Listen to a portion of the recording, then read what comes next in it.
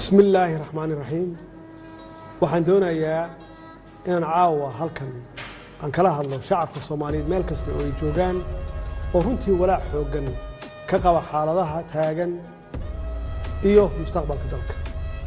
sida aan marar badan aan u cadeynay waxaan diyaar u nahay in dalku doorasho ay ka dhacdo waqtigeedana ay ku dhacdo si nabdoonna ay u dhacdo balse nasiib darro waxa caqabad ku ahaa dad gaar ah iyo dawladda shisheeye oo ujeedkoodu ahaa in dalka ay foodo ay ka dhacdo ama foodo la geliyo burbur iyo kala qaybsanaan dib loogu celiyo si uu u dhaco firaaq dastuuri ah annagu ka dawlad ahaan mar kasta waxaan diyaar u nahay ama aan u ahayn in la qabto doorasho aan shuruud ku xirnayn oo saldhigeedu yahay heshiisyadii hore loo gaaray ee 17 Sebtembar 2020 iyo talooyinkii ama tala bixintii guddiga farsamada ay ku gaareen magaalada Baydhabo 16 Febraayo 2021 waxaan bogaadinayaa dadaaladii nabadda ee ra'iisul wasaaraha iyo madaxweynayaasha Galmudug Hirshabeelle Koonfur Galbeed iyo gudoomiyaha gobolka Banaadir anigoo soo dhaweynaya baaqyadii ay ka soo saareen arrimaha doorashooyinka haddaba si loo suurtageliyo qabashada doorasho ku salaysan heshiisyadaas aan soo xusnay waxaan ugu horeyn aan ugu baaqayaa dhammaan dhinacyada Soomaaliyeed in la joojiyo wax kasta oo dalka u horseedi kara xasilooni darro oo ay ka mid tahay siyaasadeynta arrimaha ciidamada kala qaybinta bulshada iyo burburinta hantida dadweynaha shacabka Soomaaliyeed ee sharafta leh waxa maragma doonta ah in aan mar walba ayna garab taagnaayeen walina ay garab taagan yihiin ama ay garab taagan yihiin dawladnimada Soomaaliya waxaad muujiseen dulqaad waxaad muujiseen bisayl iyo dal jacayl waxa markii la doortay aad u soo baxdeen ama aad ka soo baxdeen gurihiina si aad guushaas taariikhiga ah aad u garab istaagtaan ama aad qayb uga noqotaan waxaad mudan tihiin in dawladdiinu ay sii xoojiso dareenkiina wadannimo ee aad muujiseen run ahaantii marnaba dhici mayso in shacabka Soomaaliyeed loo horseedo burbur iyo qax hor leh sidaas darteed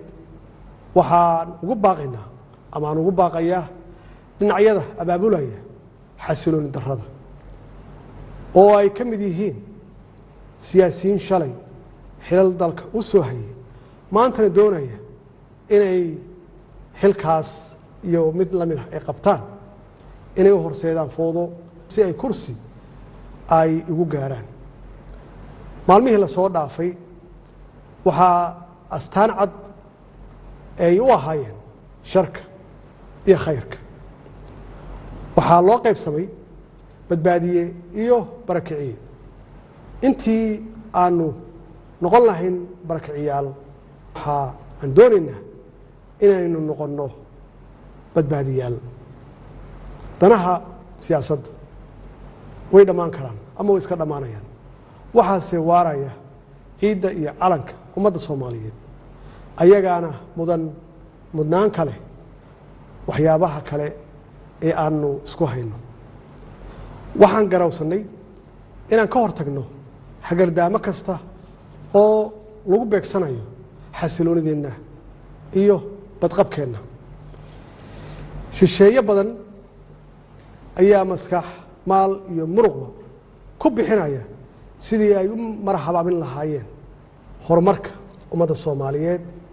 si ay u helaan ama ay uga helaan dana u gaar ah annaguna waxaan ku dadaalnay inaan gaashaanka ku dhufanno waxaanu diidnay in dhalinyaradeenna laga dhigto xaabo la shito gacmahoodana lagu burburiyo nafta iyo hantida ummadda Soomaaliyeed shacabka Soomaaliyeed waxay caawa kala ogsoon yihiin ama kala ogaadeen cidda ka shaqeynaysa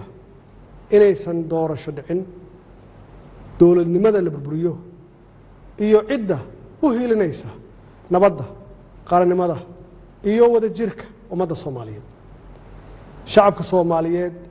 ee sharafta leh waxay caawa ka marakacayaan ama ka marakaci doonaan dadka xukunka ku raadinaya dhiigga dhalinyarada Soomaaliyeed iyo kuwa ku qanacsan inay xukunka lagu kala wareego sanaadiiqda cod bixinta walaalayaal maadaama aan ahay ilaaliyaha dastuurka ayna waajib igu tahay inaan isku dheelitiro heshiisyadii siyaasadeed ee hore loo gaaray iyo sharcigii u dambeeyey ee golaha shacabka uu meel mariyay waxaa maalinta sabtida aan hortagi doonaa golaha shacabka jamhuuriyadda federaalka Soomaaliya si dalka aan dib loogu soo celiyo hanaankii doorasho ee ay heshiiska ay ku wada gaareen dowladda federaalka ah iyo dowlad goboleedyada dowladda federaalka Soomaaliya waxay aaminsan tahay ama aaminsanayd walina ay xal u aragtaa in wadada kaliya ee furan ay tahay midda wada hadalka isqancinta isu tanaasulka iyo in lagu soo laabto miiska wada hadalka iyadoo la dhameystirayo heshiiskii 17 Sebtembar iyo talabixintii guddiga farsamo ee Beedhabo ee Febraayo 16 2021 waxaan dhammaan saxiixayaasha heshiiskii 17 Sebtembar aan ugu baaqaya inay si degdeg ah la isugu yimaado si looga wada hadlo hirgelinta heshiiskaas kadibna loo wasiixo iyadoo aanan wax shuruud ah aan lagu xirin ugu dambeyntii waxaan farayaa hay'adaha amniga inay ilaaliyaan xasiloonida caasimadda iyo badqabka shacabka Soomaaliyeed lagana fogaado wax kasta oo dhalin kara khalkhal amni shacabka Soomaaliyeedna ay arintaasi ku garab siiyaan ciidankooda qalabka sida oo habeen iyo maalin u taagan badbaadadooda والسلام عليكم ورحمة الله وبركاته